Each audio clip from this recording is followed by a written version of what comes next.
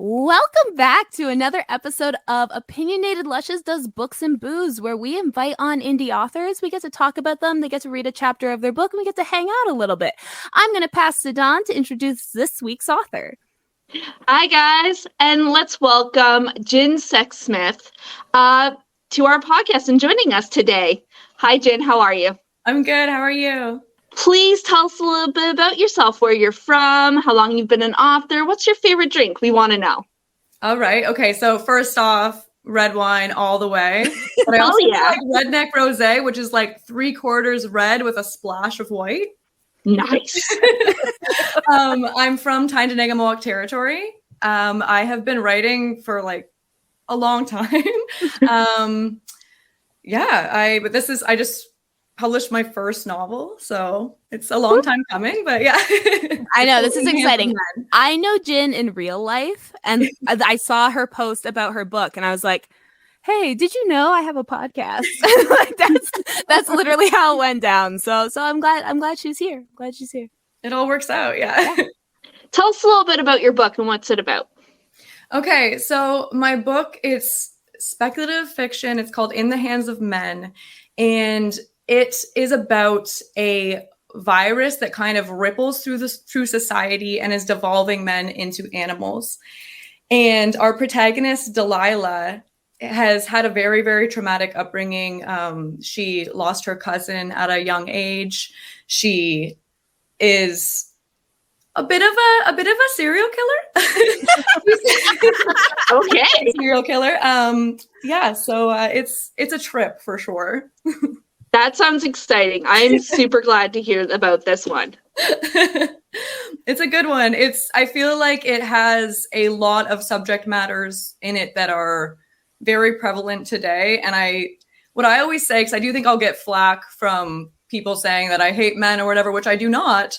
But if I can go a 24-hour period without hearing of a man doing something absolutely fucked up and violent, maybe I won't write about this kind of shit. But so far I'm still writing, baby.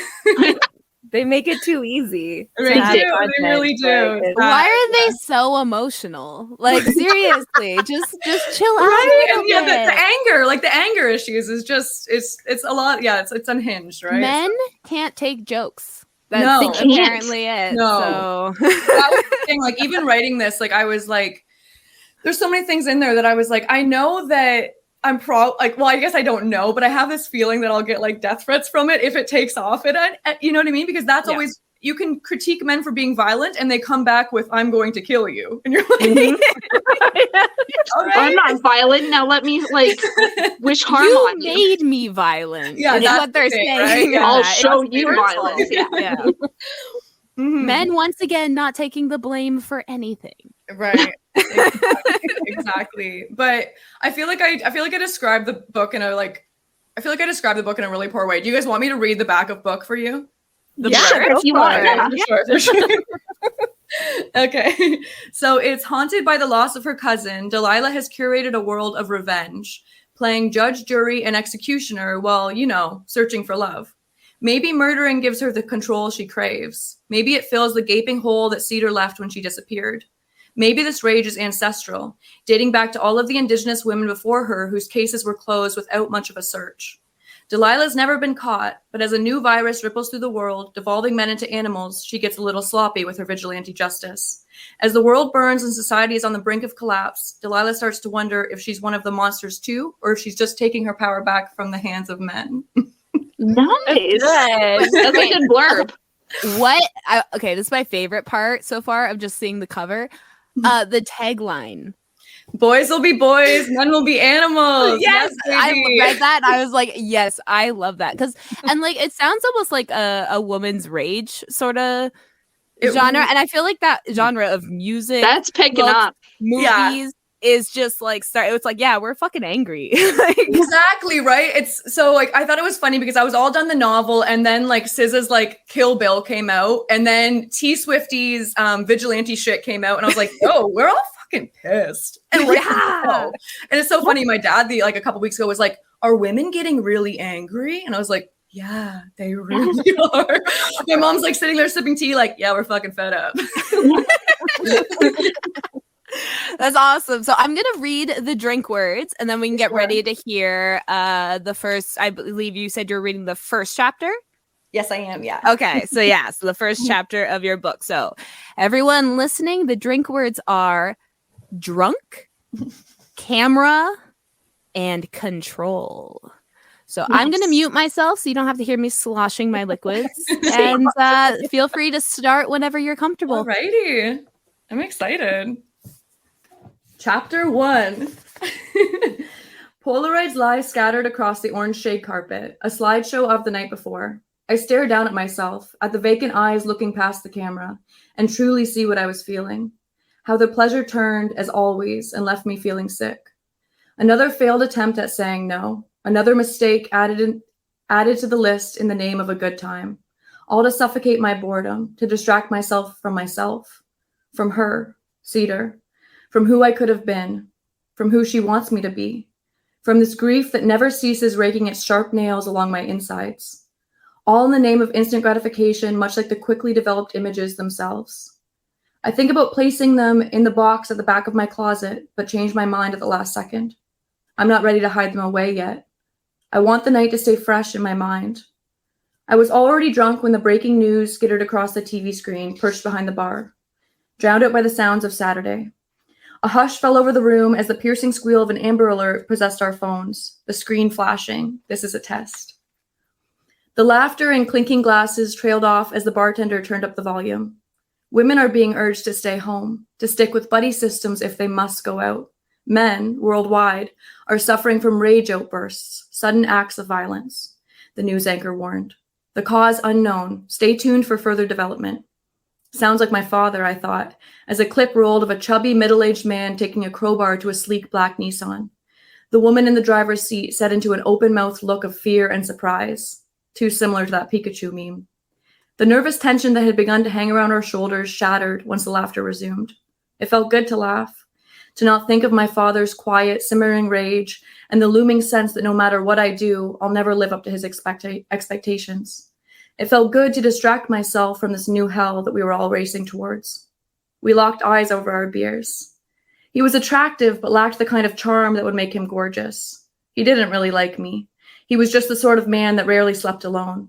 I could tell, however, from the ease in which he spoke to me, that he had a big dick. I intended on leaving after the first beer he insisted on buying me, but he sidled up the next one beside a shot of wild turkey. Cedar told me that there's a thin red line between brave and stupid before she turned in for the night, leaving me to howl in the face of danger all by myself. I think she knew, immediately, that I'd take him home. A twinge of shame pricks my stomach. I stifle it as I stare at him, as if he's not just another man I've used in hopes that he'll make me feel full, but instead a subject I can evaluate, pick apart. His breath is ragged, one deep inhale, one quick exhale, catching in the middle. A quick inhale like he's gasping for life after nearly drowning, followed by a long exhale. It fills my small bedroom with the smell of his stale whiskey breath. At least he's breathing. I glance around my room until I spot my camera perched atop my dresser. It's the one thing I always manage to keep safe.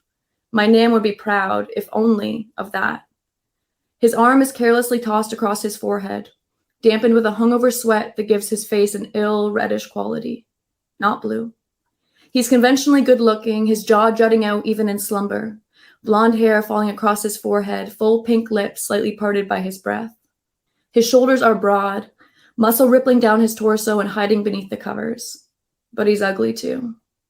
I take a step closer and take another picture, the camera whizzing and churning to the point that I think it will definitely startle him awake. He doesn't budge as it spits out a dark, developing image. I gently shake it in my hand, even though I know it doesn't make it come to life any faster, even though I know it only makes it worse. I've become a collector of sorts, of men. Who would I be without them? I don't know. My face tingles, the earliest warnings of a hangover. Last night feels like weeks ago. It wasn't me who met him at the bar, who spilled into the cab beside him, my fingers fluttering like a bird to the fly of his jeans. It was the part of me that is most in control when out of control, only living for the thrill, that much more intrigued because the newfound hint of a threat. Maybe it was Cedar, experiencing moments that she'll never get to regret risk-free.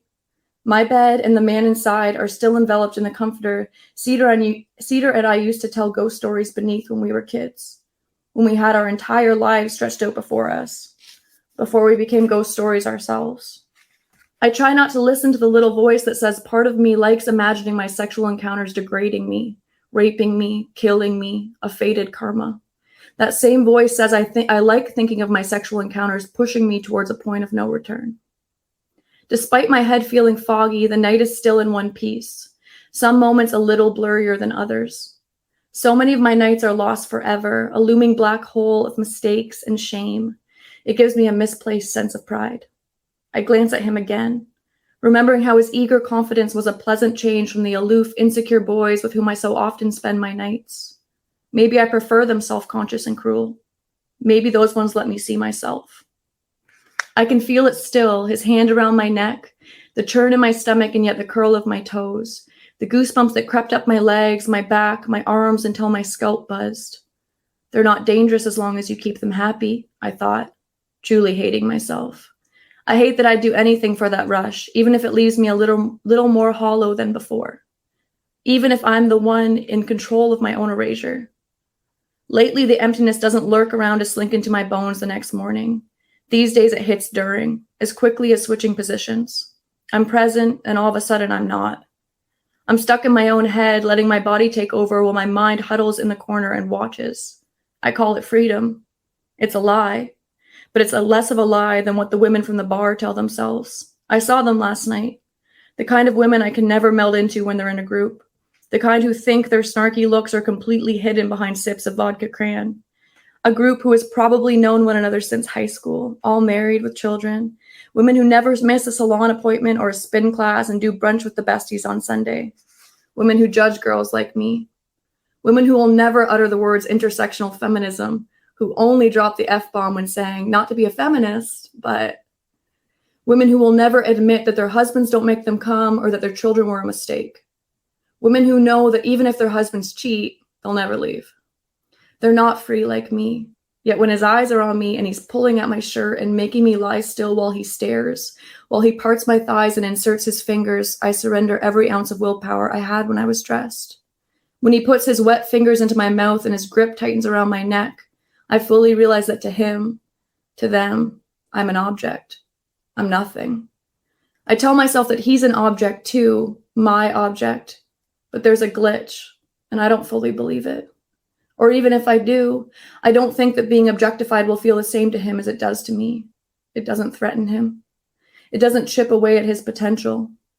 Maybe I'm not free either. Maybe we are all snared in different traps. Maybe I don't like this lifestyle as much as I think I do. Maybe I envy those other women. Some of them must be satisfied, right? Maybe the lazy Sunday mornings and baby talk, the knowledge that there's someone out there thinking of me for more reasons than getting underneath my skin will fulfill me. Maybe if I could settle down into the cozy comforts and safety of a relationship, my eyes wouldn't wander to those of a stranger. I wouldn't feel him inside of me after one lingering glance, but it feels so good. Maybe I could halt the thoughts of someone else in moments of intimacy. Maybe I could know how I'm going to feel after and make better decisions before it's too late. But no part of me can stop once it's started. Instead, my eyes close, my head tips back, and a guttural moan escapes my parted lips, and his eyes are scorching. Maybe they're all the same. Maybe they'll all leave me lonely. Maybe I'm no better. Last night he winced as he came, pleasure, conquer, accomplishment. I couldn't even speak. I rested my hand across my chest, but he quickly pushed it back to my side. Don't cover yourself up. That part I remember. The cringe of my guts, this ownership he had only after a few hours and an orgasm. All I could do was laugh because what else was there to see? I give them everything. But he was serious. I hated myself as I let him push my arms while he called me beautiful. And the entire time I knew it was more for himself than it was for me. I could be anyone as long as I let him inside and made him feel like a man. Welcome home. Make yourself comfortable. No need to take off your shoes. What must that feel like? Women bending and breaking and shrinking before you. It must feel powerful. The floor creaks beneath my weight as I slink to the doorway on my way to the bathroom. He lets out a soft snore, gentle as the coo of a dove. My sink has a soap scum ring that catches a little more dust and makeup each day. I could have scrubbed it when it started, but I let it fester. It's a theme of mine. This longing to deteriorate.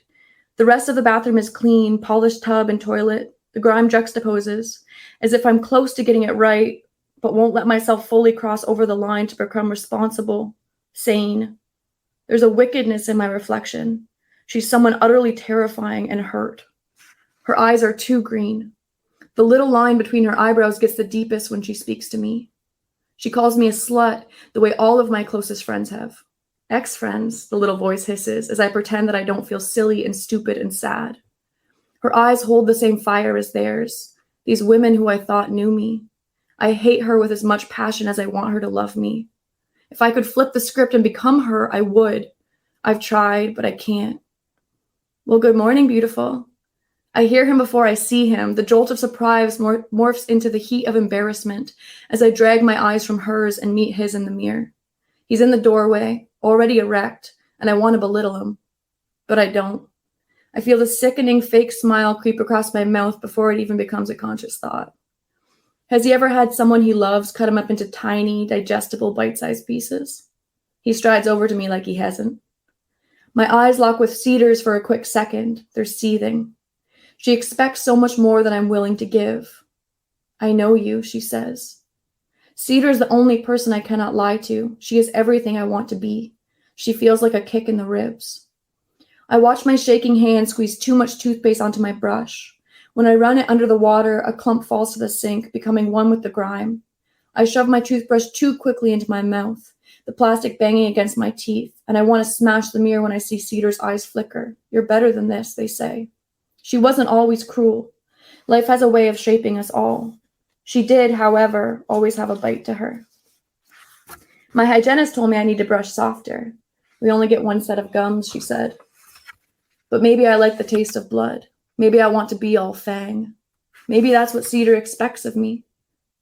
He's looking down at my ass, this near stranger who I let inside. If I don't squat 3 times a week, it dissolves as quickly as it plumped. But he seems to think I was born with it as he grabs hold of my left cheek, shaking it like a gift. Fuck, you're hot. I mutter a thank you amidst this mouthful of spearmint suds. Men look at body parts the way little boys look at toys scattered across the sandbox. Eyes full of smug innocence and wonder. I always end up with sand in my mouth. I lean forward to spit, and the arch of my back must be as good of a welcome as any because he jerks my pajama shorts off with one tug. My toothbrush falls to the sink. I place my hands on either side of the porcelain and don't meet my eyes. I can't stand the look of disappointment. I wish I could shed myself the way a snake sheds its skin. I wish I could shed Cedar too. Where the fuck did you go? The voice asks. Who the fuck have you become? The news says that you'll be able to recognize the sickness, that it causes a lack of impulse control. But that's nothing new. I've seen much sicker. Later today, he will tell his buddies all about the slut he met at the bar. If he likes me, he'll omit the dirty details and tell them, man, this girl was right on. Tonight, I will romanticize how we fucked in my washroom. I will tell myself that I wanted it. Tonight, I'll touch myself as I think of it. I'll claim it. I'll whisper my own name as my legs begin to shake. I'll pretend that I've always been and always will be in control. When he's once again dressed and as calm as a sunning cat, and I've cleared my throat 4 times and mentioned twice about having to work later, he finally makes his way out to the door and down the apartment stairs. He's bright and shining in the mid-morning sun, lingering on the front stoop of my apartment building. I want to call him Justin, but it could be Josh. Jamie? We had so much fun last night. You got to give me your number so we can do it all again soon. It could be cute, how he sandwiches our identities together in a plural pronoun, but it isn't. 867-5309, I say with a smirk, wondering if he's old enough to hear Tommy two-tone in his head. Jenny, I need your number. His hand is outstretched, Samsung Galaxy resting in his large palm. I type girl from bar and hand it back. He doesn't take his eyes off of mine as he slips it into the back pocket of his Levi's. If I were eager, he would have left before I woke up. But there's an indifference about me that makes men constantly want to tear off their jackets and throw them at my feet. If for no other reason than to bring about a desire they can then reject. I come off as confident and cold, and to the unsuspecting eye it looks like power. If I let them get to know me, they'll realize that I'm drunk too much of the time. They'll begin to see it for what it is, a weakness. I hope you have a great day, I say in lieu of a goodbye, my hand already on the door to steady myself from the dizziness of too much booze that the sunshine exasperates. He places his there too. I hope you have a great day. He could have emphasized the you, but he didn't. His eyes are alight. He wants to knock me off my feet, patronize me in a way only my daddy can. What part of last night rests beneath his tongue? What part of me will tickle his subconscious for the next 2 weeks? Does he think of me as courageous? Rebelling against societal fear, letting him in the only way I know how? I look at the bubblegum pink polish on my toes, suddenly demure. It must work.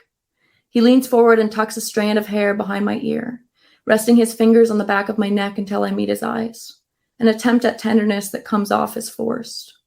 He kisses me on the cheek as if he's off to work, mouth already salivating over the pot roast I'll have waiting for him at 6 o'clock sharp.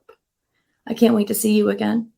I remain silent, all at once taking our firstborn out of his car seat and backing over him in the driveway. Wow. That was good. I really like that. Yeah, like that was like that's chapter 1. That's chapter 1. Yeah. I was like, okay, we're getting pretty much so much character development already. Like I was like really trying to decide, and I was like, I'm just gonna start off with chapter 1, you know, like let's chuck y'all in there. So. Yeah. I was submersed right in. Yeah, I feel like a lot of Did you guys drink? Did you guys get the drinking words? Yeah, we've been drinking. Don't you worry. We're professionals. Mine's just a really big glass.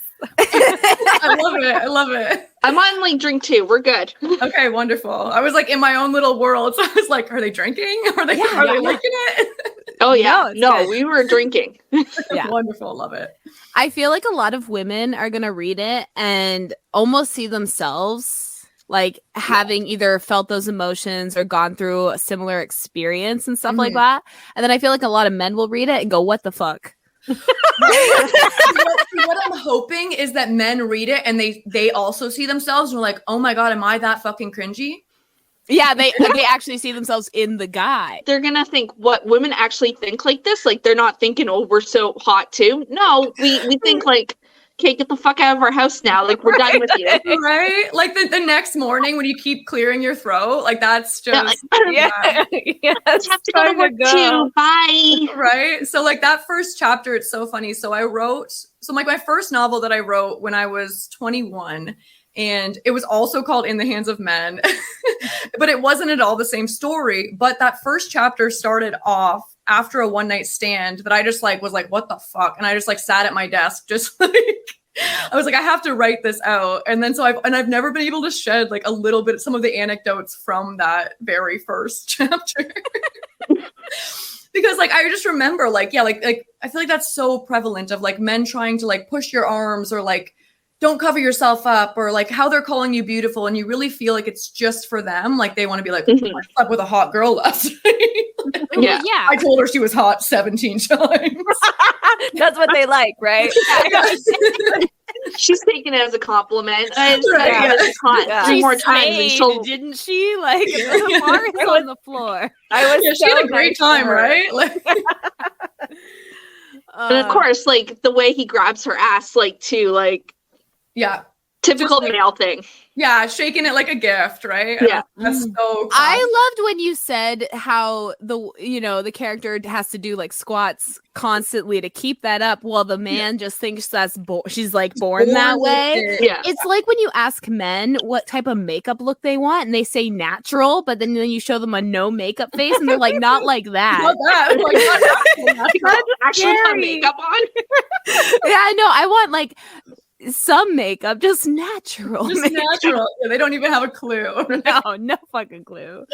Exactly. Because I find that like that is another huge thing of being like, oh, like your body. It's like, well, that's like I'm a string bean also. Like, so, like I wrote my character as a string bean because I'm like, I know that life. Write what you know. Yeah, well, that's what they say apparently. I'm not blessed in those kind of ways. So how long? So you said you wrote kind of, at least the premise of that one night stand, like before when you were 21. How long did it take you to write this version of In the Hands of Men? This version, honestly, it came together pretty fast. I want to say it's kind of confusing. I want to say 6 months to a year because I initially wrote this novel as a screenplay. I wanted to just get all the action out. I knew exactly kind of the storyline I wanted to go with. And then, so I wrote it initially as a screenplay because I was like, I'll be able to get all the action out and I'll be able to see it. And then once I had it, I was like, oh, I need to flesh it out. Like I need to flesh out these characters. I just needed to. But it was about probably a year, I would say, like with both of those things, you know. Do you have a certain ritual when you write? Like, do you have like a certain pen you have to write with? Do you have a certain drink beside you? Is there some sort of like ceremony or whatever when you start writing? Not particularly. I feel like I usually have like a little candle. I usually have like my little abalone shell that I like smudge with sometimes if like I gotta clean my own fucking energy to get in the right headspace. And I find I have to be very, very structured. So I have to like get up at a certain time. I can't really talk to too many people. Like I need to just get my coffee and go straight to work. Yeah. I find that if I don't do that, and even if I go on my phone, you know, message people back or something, it's like I lose that like creative thread. And then the whole rest of the day is more of a struggle to get it out. Where if I just immediately make some coffee, you know, trudge in here in my tracksuit and like light up my sage and light up my candle, that's usually pretty good. So it's kind of just like prepping the space a bit, but yeah. That's good. It works, but I feel like sometimes I'm an ass, so I'm like not letting anyone speak. Like, don't talk to me. I'm in my zone. Don't talk to me right now. Just it'll be their fault if the book doesn't get finished, right? You know? Exactly. Like, Exactly. Do they want that on their conscience? They Of course don't. not. They really do not. You know. So. What was the hardest thing about writing this book? It is such a traumatic book. So I just think that there are, and even like traumas in there that are not my own, that are fictionalized, but it's just so heavy that there was times and like I found like I really fell in love with the characters and I got so attached to them that there are some scenes that like even reading over, I'd be sobbing. And yeah, I would be crying so hard. Like, and it was always like there's some like little moments between Cedar and Delilah that just, they got me. And I hope that will, like, I guess I hope that'll be the same for the reader. I don't know if it's just because I'm so close to it, but those were probably the hardest part. And then, I mean, there's so much, sexual abuse and there's rape and sexual assault, everything in that. So you're having to go into those memories yourself or just fictionalized versions of, I think that as women, I honestly don't know a woman that hasn't been sexually assaulted. So I find it's like we're all very connected by our pain, but it is still so difficult to read and write, So I always want to warn people about that I think that this book it's traumatic and it's triggering, but I think that it's necessary. Yes. Mm-hmm. Well, that's one reason, like, even in the beginning, when we were talking about woman's rage, how it's becoming such a genre of its own. Yeah. And the issue is because it's like collective generational trauma that 50% of the population are experiencing. Exactly. Like, that's huge. Yeah. Yeah. And like, there's a line in there that says like, I'm not a victim or a survivor. I'm just a woman in this world. And I think that is very relatable that like, yeah, we're not victims and we're survivors. We are like, I always have an issue with when people like argue of whether they're a victim or a survivor. I'm like, we just are. Like, we're just being, we're just out here. Like, we didn't ask for any of this shit, honestly. No. So like, I didn't need to survive this. Thank you. Yeah, no, thank you. Like, yeah. I would have preferred not to. Yeah, I like that would have been nice. This, like, not to have had to be put in those situations, Yeah. So, Is there? Sorry, so I might have misheard. Is there a clarification who Cedar is? Like, does the character have multiple personalities? So that's the thing. It's very kind of elusive in the first chapter. So it's meant to read kind of a little, it has elements of like psychological thriller that we're not completely sure what's going on with Delilah right now. Okay. Yeah. So you're telling me to read your book. I'm telling you.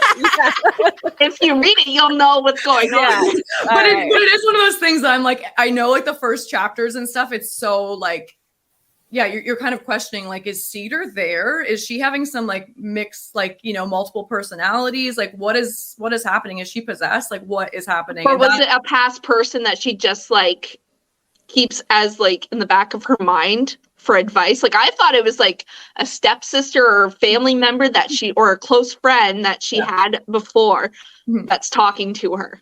Like in her mind? Yeah. Yeah, so like all of these things could be the case, you know.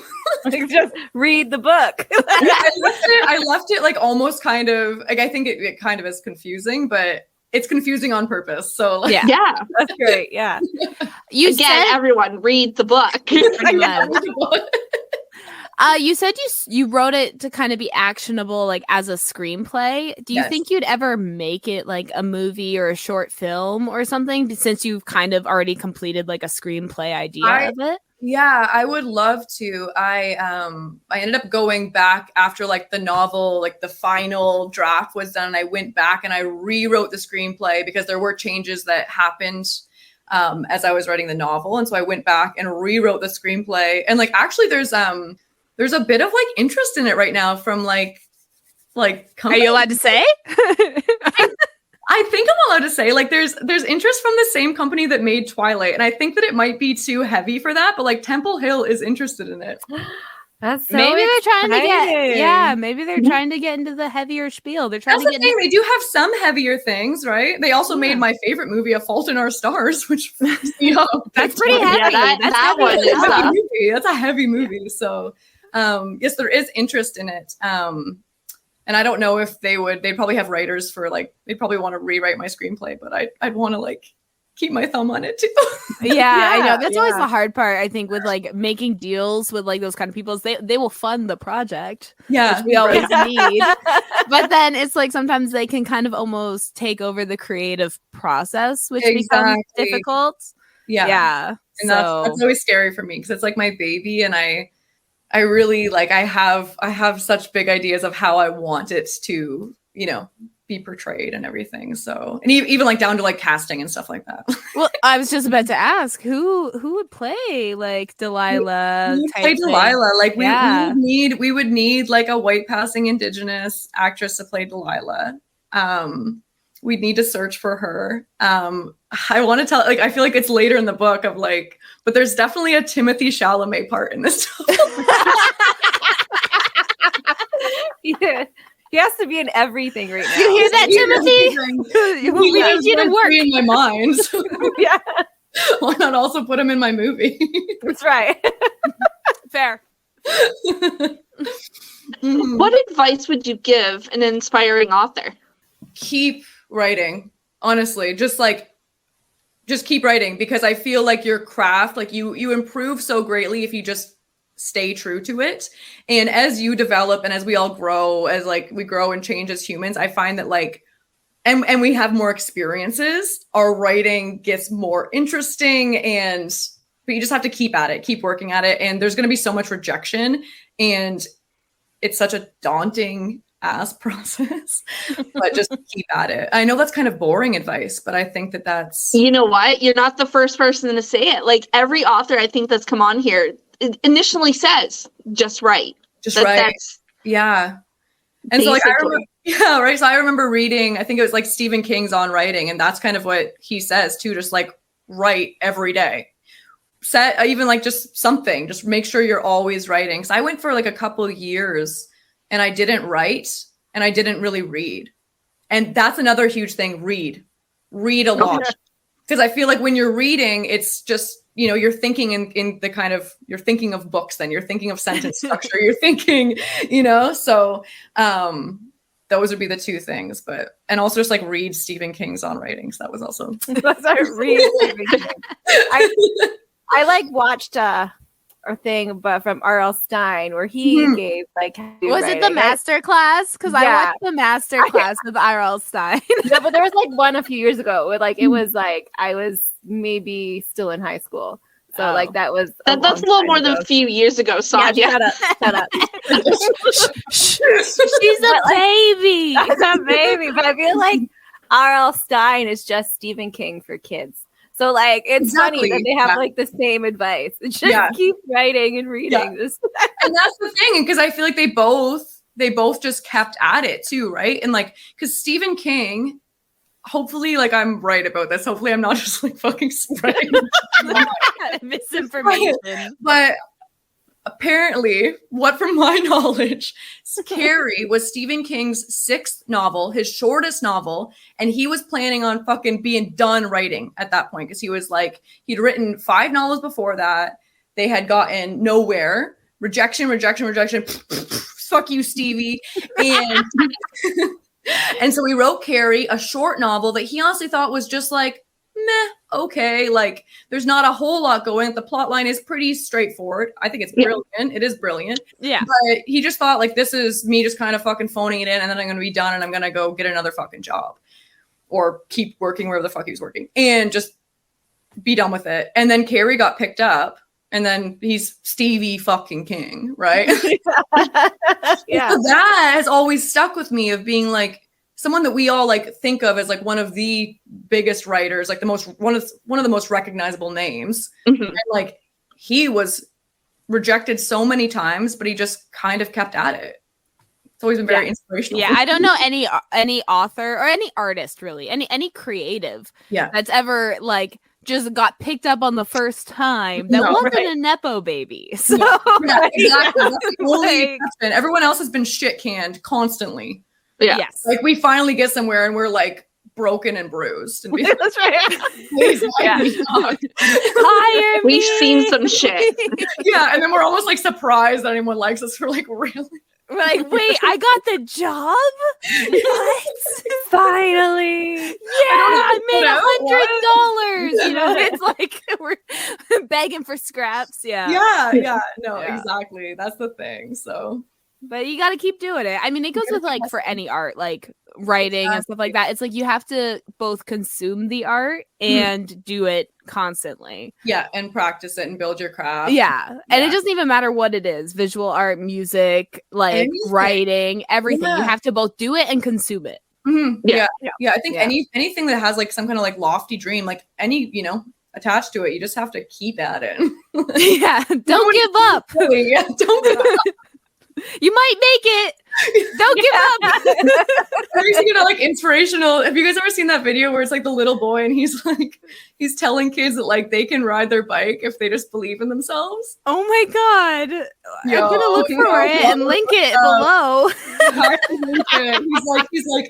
He's like, if you believe in yourself, you can ride your bike. And then he goes like, rock and roll. Oh my gosh. It's rock and roll. We all need to know that we can ride our bikes some days. Exactly. Yeah. He's like, I wonder what he's doing now. I'm sure he's probably like an adult now. I hope that he's like a motivational speaker. I hope he learned how to ride a bike. That's what I'm saying. I hope he can still ride. Yeah. He's just a snake oil salesman. He's like a motivational speaker. He's like telling you can ride your bike, but he really can't, He like still can't ride a bike. He's a big grifter, Grifter. Grifting is one of like my favorite words. Grift. So this is like your first published book. Like are you planning any more like future like books in the future? Yes. So I'm working on a nonfiction project right now. It's called Mutt, and it's about being like white passing Indigenous. So kind of like how to really like find I'm Mohawk myself, how to find like your Mohawk identity whilst being white passing and living with white privilege in a very colonized world, right? So it's kind of between those two things. So it's like a mixture of like short prose, poetry. I want to have some like interviews and stuff in there as well. But yeah, it's still a work in progress, but it should be out next spring. So yeah, that's cool. That's cool. I mean, I guess we should tell people like, like I know you because we went to high school, and my high school, which isn't even Moira anymore. It's like what, Bayside or something now. East side. I don't know. So much. Yeah. And that's where everyone that lived, in Tyendinaga territory, that's where they went to high school. Yeah.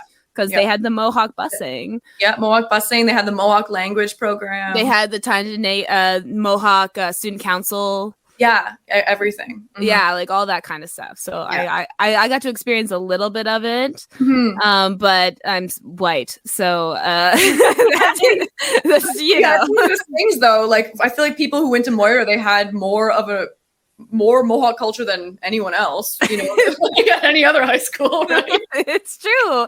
I mean, even like going to elementary school in Belleville, because we would go to like Tyndonega school to compete in sports and that kind of thing. Like we'd have to bus to the reserve and that kind of stuff. You know, now I live in Hamilton where it's just white people around me. Yeah, but you're not that far from Sixnay though. Yeah. True.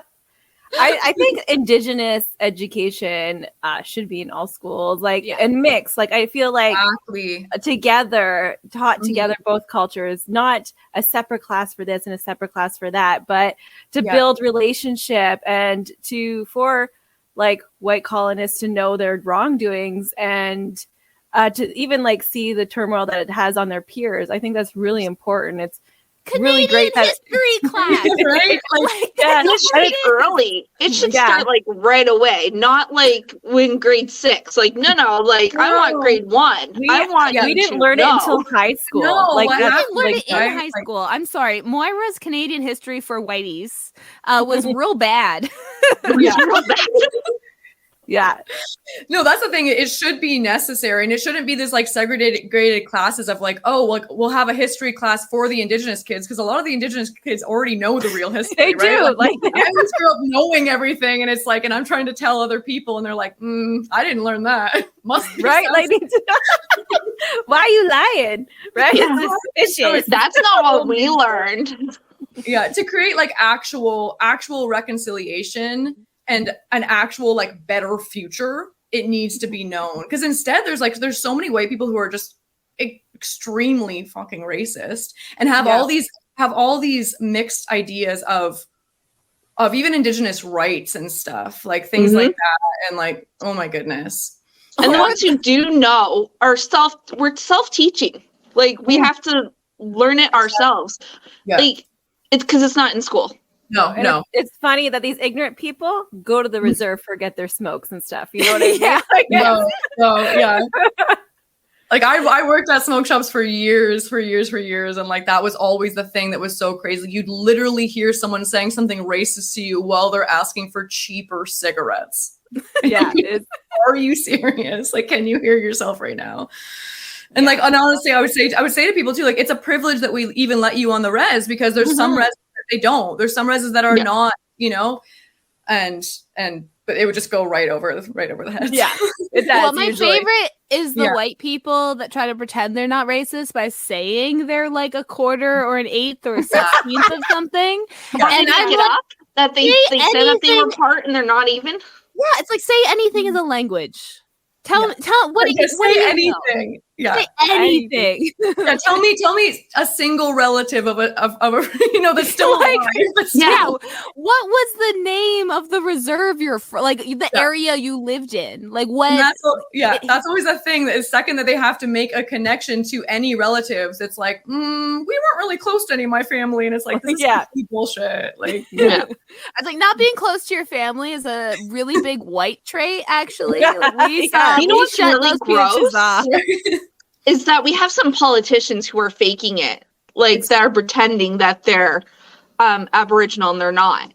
Like in Alberta, Danielle Smith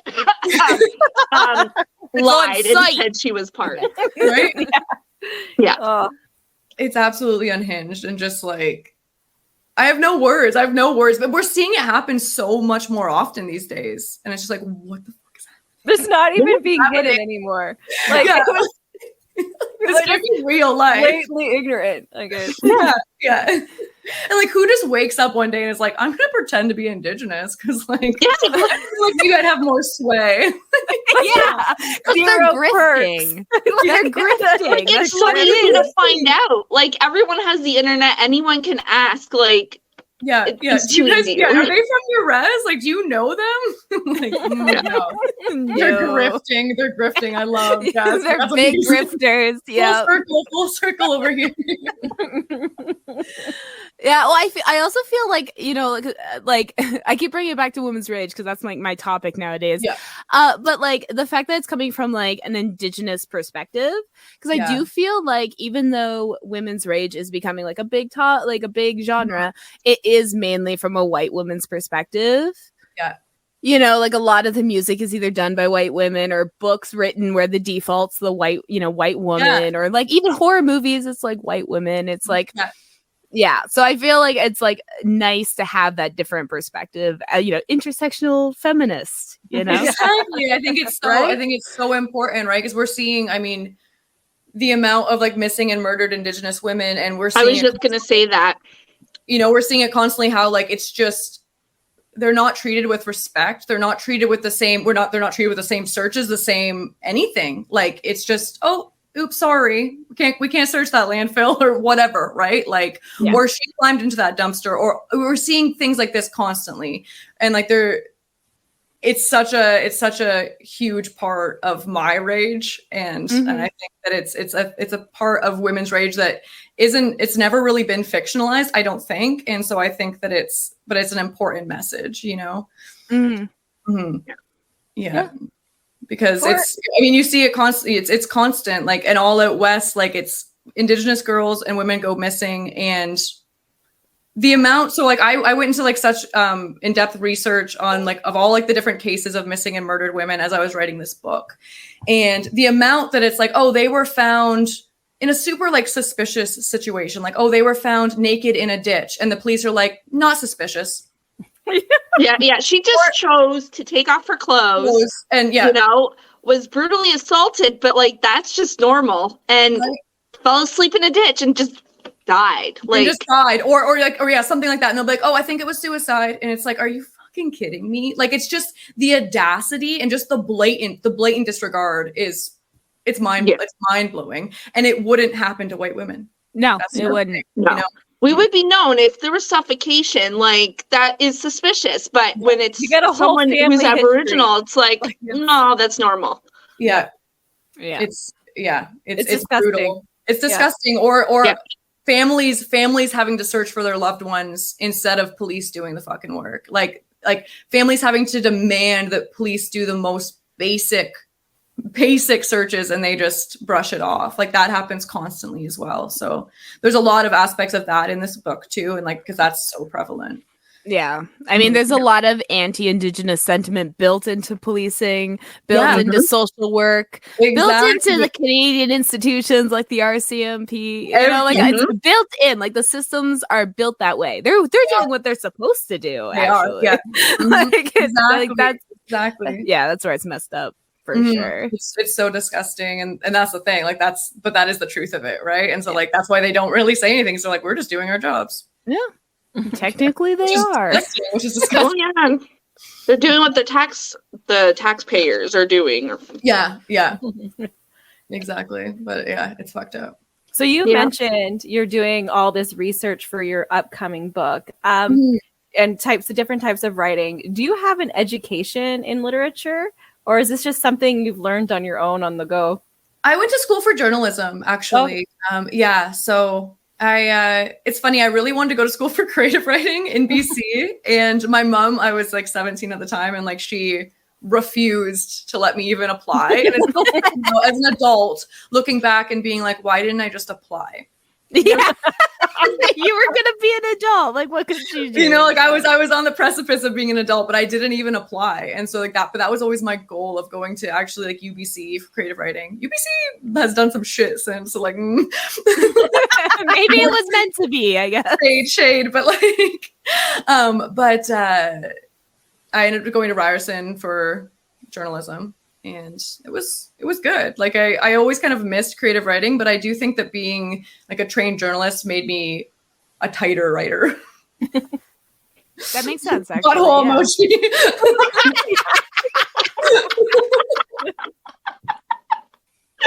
Why does that not exist? Also, like, is there a butthole emoji? There should be. Do No, there's only the peach. Do the balloon. Peach, Because but then the you could peach be is like cheap. balloon nut. In the hole. Or starfish. Oh yeah, starfish. Love it. Yeah, I like that one. That works. Do you want to tell us where people can find you? Yes. And where your book? Yes, so they can go to ginsexsmith.com. That'll have like all my links to buy, everything. We might be getting an Amazon exclusive. Ooh. So like kind of keep posted, but also like you can follow me at Gin Sexsmith. Basically everything is just Gin Sexsmith. Gin Sexsmith on Twitter, Gin Sexsmith on Instagram, ginsexsmith.com, the whole nines. Yeah. And all those links will be in the description below, so it makes it easier for the listener to find. Yeah. Because I feel like I like said my last name in a weird way. Sexsmith. Like Sexsmith? I don't know how to spell that. Me either, honey. We talked about it before the episode. Yeah. Because I thought it was a pen name. I was like, that's such a good pen name. But then I found out it's your real name, and I was like, that's even better. I know. I always get that people are like, oh, it's kind of a weird alias you've chosen. It's like it would be if it was an alias. However, like I had to go through a lot of years of brutal bullying. I earned this. fair. Because like I was it. telling them, I was like, because I hung out with your brother more. Yeah. In high school, so like I remember like everyone making fun of his name. They used to tell him that he was the blacksmith of sex. Exactly. I got that a lot too. Right? Cool eventually, I That guess. sounds like it would be cool though. Like, But in high school, I don't know, sex was all weird, but Was also it we gross? wanted to do it. I don't know. It was like, Sex was hidden beneath like blankets on couches, right? yeah, like I got sex as a pregnant. teenager is weird. Like you're just like fumbling through life. You're like, I don't know if I'm supposed to do this. Yeah. I got pregnant and I was the biggest slut ever. And I'm like, I had sex with 2 people. You're like, What are you talking about? I know people that had sex with more people. I'm sorry they don't have evidence. yeah, Like, it just stuck with me, okay? I'm sorry, this one didn't go away. Yeah. So This one was for realsies. It wasn't it's just because you had evidence that you had sex. Okay, Jessica, that was it. right? And I was also like a legal adult, and it was still weird because I was like in high school, 18, and they're like, "How dare you?" And I'm like, "What have you been doing? I vote." see what you've been doing." What are you talking about? Yeah. So, thank you so much, Gin, for coming on. Thank you for having me. Yes, thank you. I'm really excited for your book. I'm excited to like personally know an author like now. So, Dawn, yours also supposed to be writing, so you should get on that. So I know 2 authors. Thank you. I appreciate it because I like to name drop. Baby, what are you working on right now? What are you working on? Oh, it's a work in progress, that's for sure. It's a dark romance, and it's like college based, and it's a hockey player. And yeah, it's a work in progress. This is why I had to read the back of my book, because I'm the same way. I'm like, it's like, I don't know. I don't know. Dawn's really big on book writing, that's for sure. Yeah. That's going to be interesting. So can I write your blurb? You can write my blurb. I'll totally write your blurb. I'll blurb the shit out of it.